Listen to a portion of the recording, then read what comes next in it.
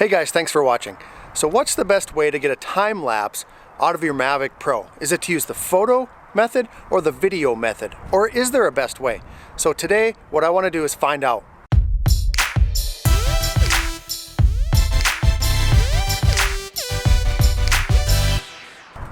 So I've reached out to a few people who have done time-lapse videos with their drones, not just Mavic Pros, but with their drones on YouTube, and asked them, is this a video method or is this the photo method? And pretty much the consensus is don't use the video method to get your time-lapse. The Mavic Pro just doesn't have the bit rate to make it happen. And when I hear something like that, basically I look at it as a challenge. And so when someone tells me you can't do that, it doesn't work, I want to try it for myself and see if it works. So what I'm going to do today is I'm going to get some time-lapse photo. We got some awesome clouds out today, as you can see right there, and they're moving just right. So I'm going to put the Mavic up. I'm going to take some photos, a few photos, probably about 10 seconds worth of time-lapse, and then I'm going to do the same thing with video, and then I'm going to compare the two. And I'm not going to tell you guys which is which. You guys have to decide for yourselves and tell me which one is the video method and which one is the photo method, and let's see which one turns out best. So let's get right to it. Okay guys, so basically what I'm going to do is I'm going to set it on camera mode. And if you look at my settings, I got it set to ISO 100, and the shutter speed is at 1 of 240. I do have a neutral density 8 filter on there. I have it set on true color, and I have it set to sunny white balance.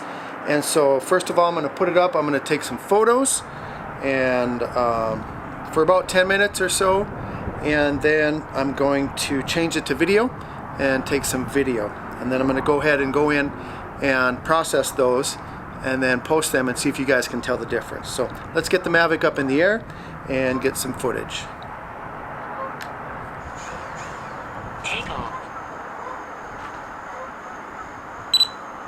Hey guys, I just wanted to take this opportunity while we're waiting for the Mavic to get up in the air to thank everybody for watching. And also, just a reminder, if you like this video, go ahead and click on that thumbs up button.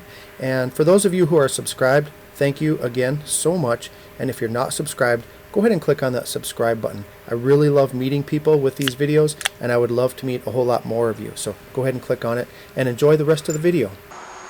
Okay, so I'm going to set it at about 200 feet, actually right at 200 feet. And once I get there, what you want to do is click on tripod mode.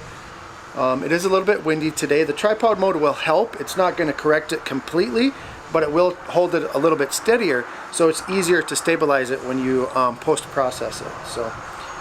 And I think we're ready to go. I'm going to pan up just a little bit, so we're going to focus on those clouds.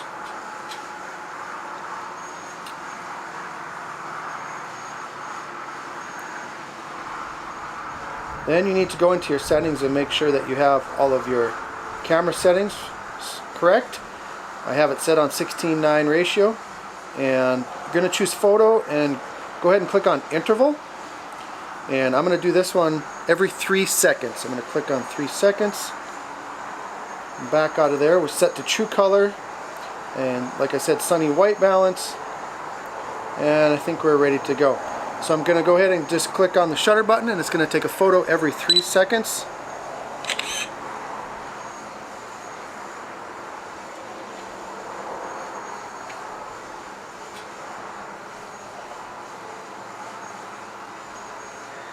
Okay, so we're going to let that roll, and I'm going to come back in a few minutes, and then we're going to do the video part of it.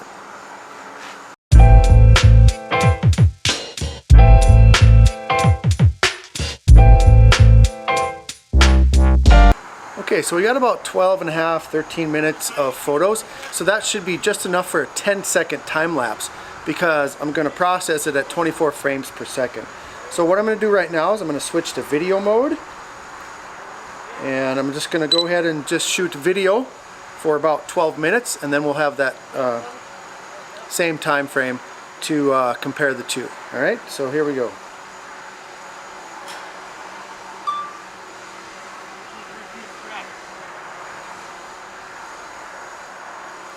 I'm probably just going to leave it up there until the battery gets low enough to where it has to come back home. That way I know we have enough footage to compare the two.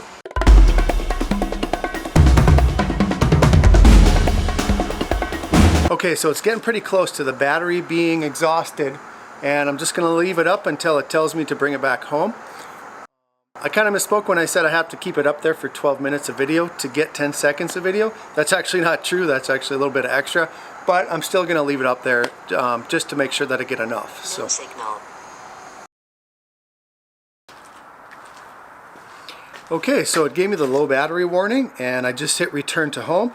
So it just landed, and now we're going to head inside and we're going to download those photos and that video, and then we're going to edit them and show you guys if there's any difference. Okay guys, so each of these clips are about 7 seconds long, and I didn't do any editing on them, no color grading or anything like that, except I did do some stabilization. So you might see a little bit of wonkiness in there, but they were pretty shaky, so I applied the warp stabilization.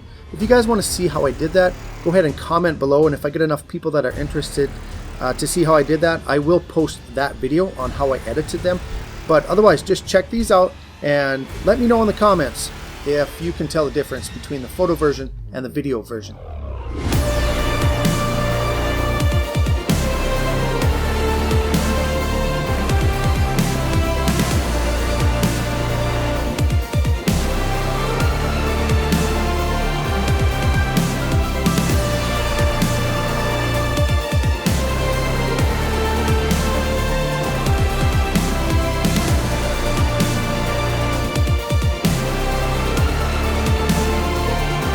Okay everybody, now that you've had a chance to check them out a couple of times, I'm just going to give you a few seconds to go ahead and comment below which one you think is the video and which one you think is the photo version. While you're doing that, enjoy this awesome cat footage from my cat, and also while you're doing that, click on that thumbs up button and then click on the subscribe button, and I'll show you in a second which one is which.